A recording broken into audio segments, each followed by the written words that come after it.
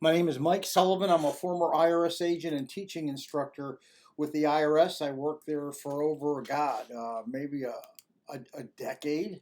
And I used to accept offers and deny offers. I am a national expert in IRS tax resolutions. And as a former agent who accepted and denied, I want to talk to you about the single most important thing about an offer and compromise. There's a lot of things like, oh, you better know, you got to make sure you pay and follow up your taxes for 5 years. You got to have all documentation.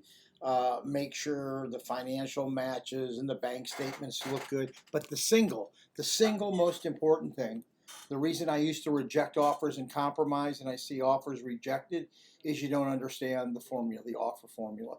That is the single most reason offers and compromises are rejected. I have probably a 95 to 98% kill rate when I file my offers and compromise, but I have an advantage. I know what to put in, what not to put in, and I know what IRS likes on their offers.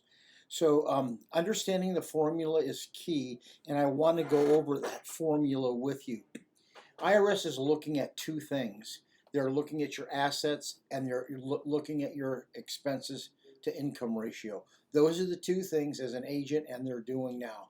IRS is going to take all your available money from you. IRS will discount your residence 20%. So if you were to cash everything out and bring me a check, if you took 20% out of your keep 20% out for your house, give me 80% of the equity. If that was 50,000, that's the base of your offer. You can't ask IRS for any. IRS isn't going to take any less than 50. But the most important formula of that is your income versus expenses. Here's where IRS really nails a lot of people. It's important that you understand this. Very important you understand this. IRS has a national standard, which means for expenses, which means that where you live, IRS is only going to allow you to live on so much money. IRS is only going to give you so much for food and clothing. They're only going to give you so much for housing and utilities. They're only going to give you so much for making a car payment and to operate your car. Those four are the main IRS National Standards program. If you fall out of that program, then you're going to have a bad day with IRS. If IRS allows you, say, $3,000 and you're spending $5,000, you have $2,000 left over. What IRS is going to do is they're going to take that $2,000 you have left over. The form says they multiply it by 12, but that's a lot of crap. They multiply it by how many months you have left on the statute.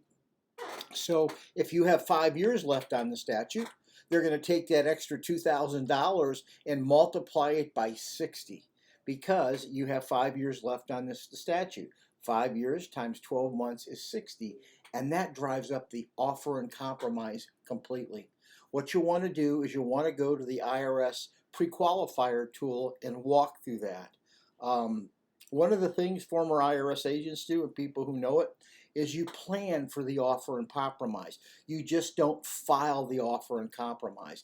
You want to know the program. You want to have someone evaluate your case and let you know when the best time to file that offer and compromise is. I bet you for every, 20 people that come in here, I may file one because the timing is not right. So if you understand the formula, whatever your assets are by ever what you have left over times the number of months on your statute, you will have an enjoyable time filing your offer and getting it accepted. And if they do, they release the federal tax lien what you made it. If you have any questions, you're welcome to ask me. Welcome to my YouTube channel. I love for people to subscribe to me. It lets me know you're enjoying my content and like me. If you have questions, leave it on the comment bar. If I can get to it, I'll give you a shout out and I will comment about it on another YouTube video.